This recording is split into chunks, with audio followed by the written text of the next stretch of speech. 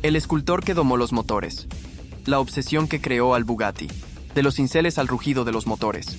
La historia de Ettore Bugatti no empieza con una llave inglesa, sino con un cincel en la mano. ¿Quién iba a imaginar que un niño prodigio del tallado de madera terminaría construyendo la máquina más rápida y lujosa del planeta? Nacido en una familia de artistas italianos, Ettore parecía destinado a seguir el camino de la escultura y el diseño ornamental. Pero no, porque cuando se tiene mal gusto por la mediocridad, hasta un coche de Mercedes puede parecer una afrenta al buen diseño. Y así fue. El joven Ettore, al ver los primeros autos, se dijo a sí mismo: yo puedo hacerlo mejor. Y no solo lo hizo mejor, lo hizo épico. Desde muy joven se empapó de mecánica con la misma sensibilidad con la que otros pintan un fresco en el techo de una catedral. Pero Bugatti no quería frescos. Quería motores que rugieran, curvas que cortaran el viento, y carrocerías que pudieran figurar en un museo. Su primer intento automovilístico, el Tipo 1, fue fabricado a los 17 años y presentado con una elegancia que dejó pasmados a los franceses, que ya estaban bastante acostumbrados al arte.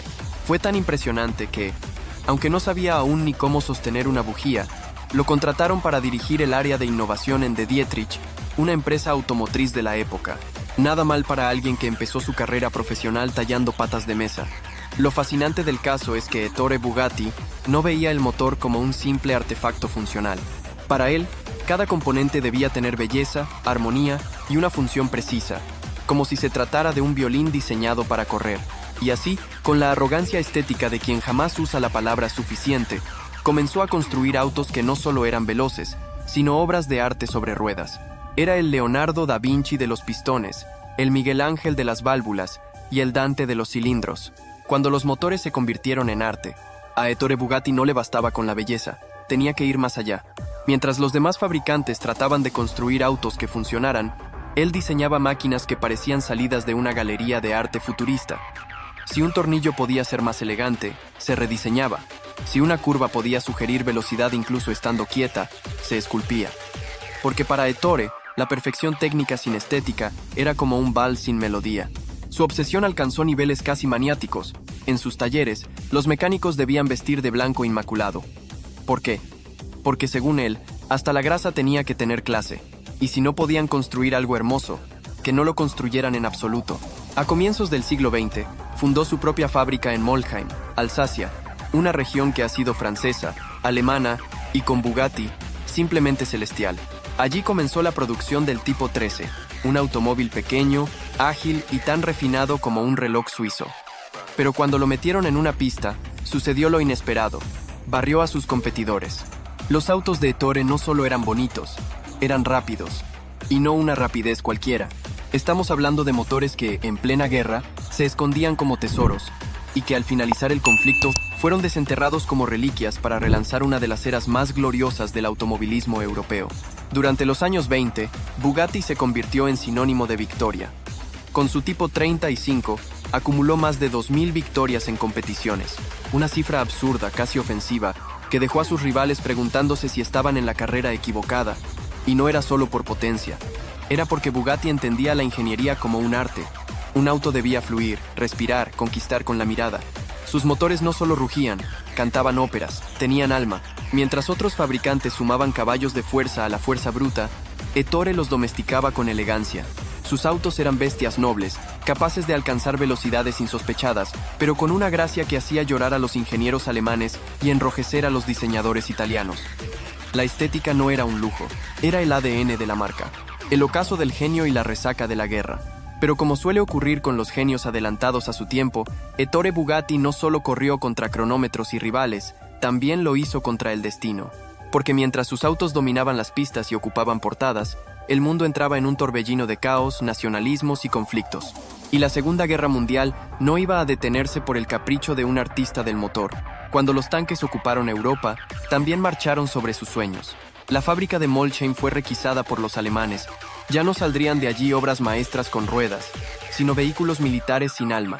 El golpe más brutal no vino de la guerra, sino del corazón. Jean Bugatti, el hijo prodigio, heredero legítimo del trono mecánico, perdió la vida en un accidente mientras probaba un Tipo 57 en carretera. Ettore quedó devastado. No solo había perdido a su hijo, sino al único ser capaz de entender su visión sin explicaciones. Era como si Mozart hubiera visto morir a su discípulo en plena composición de una sinfonía. La inspiración se volvió duelo, la genialidad, melancolía. Después del conflicto, Ettore intentó recuperar el control de su imperio. Pero ya no era el mismo. El mercado había cambiado, las prioridades también. La gente quería coches prácticos, no joyas rodantes. Mientras otras marcas se adaptaban, Bugatti seguía soñando con el lujo supremo, con motores de 12 cilindros y acabados tan meticulosos que hacían llorar a los contables. Y eso, claro, no pagaba las cuentas. En un último intento de reconquistar el mercado, diseñó el Tipo 251, un vehículo innovador, casi excéntrico, con el motor colocado detrás del conductor. Una genialidad, incomprendida, porque el mundo ya no estaba preparado para soñar. Ettore, agotado, enfermo y solo, murió en París en el año 1947. No hubo explosiones, no hubo aplausos, solo el silencio propio de los mitos cuando cierran el telón. La marca, desorientada y sin su visionario, cayó en letargo. La producción se detuvo, los talleres se apagaron, pero las obras de Ettore, esas esculturas con corazón mecánico, ya habían ganado la eternidad, porque aunque la fábrica se apagara, el mito ya era imparable, el renacer de una leyenda en fibra de carbono. Como todo mito que se precie, Bugatti no murió. Solo se tomó unas décadas para meditar en silencio. En ese tiempo, el mundo del automóvil se convirtió en una batalla de eficiencia, costes y diseño en serie. Pero para quienes sabían mirar más allá de la chapa, el espíritu de Ettore seguía vivo, encerrado como un genio en una lámpara de gasolina. Y en la década de los años 90, alguien decidió frotar esa lámpara. El resultado no fue un simple coche. Fue una resurrección. En el año 1991, la marca sorprendió al planeta con el Bugatti EV110. Un superdeportivo de estética futurista, tracción en las 4 ruedas, un chasis hecho enteramente en fibra de carbono y un motor de 12 cilindros con 4 turbocompresores. Nada menos, era una declaración de intenciones con matrícula. Y aunque la producción fue breve, el mensaje estaba claro. Bugatti había vuelto y no venía a jugar. El golpe definitivo lo dio a finales de los años 90, cuando el todopoderoso grupo Volkswagen adquirió la marca. Porque si hay algo que los alemanes saben hacer, es tomarse en serio un capricho costoso. Y vaya si lo hicieron. Bajo la tutela germana, la empresa renació con más músculo, más tecnología y, por supuesto, más arrogancia. Y así nació el Bugatti Veyron, ese monstruo con motor de 16 cilindros en W, que parecía más un reactor nuclear que un coche. ¿Velocidad máxima? Más de 400 kilómetros por hora. ¿Precio? Cifras tan absurdas que hacían sudar frío a los millonarios. Pero ahí estaba la clave. Bugatti no fabricaba autos para venderlos. Fabricaba esculturas que se movían, que rugían y que podían humillar a cualquier Ferrari o Lamborghini sin siquiera despeinar su parabrisas. Después llegó el Chiron, un ejercicio de exceso tan refinado que parecía diseñado para dioses aburridos. Bugatti, con su herencia artística intacta, demostró que no había olvidado su propósito: hacer de cada automóvil una obra maestra, una sinfonía de ingeniería, velocidad y vanidad. Y así, Ettore Bugatti sigue vivo.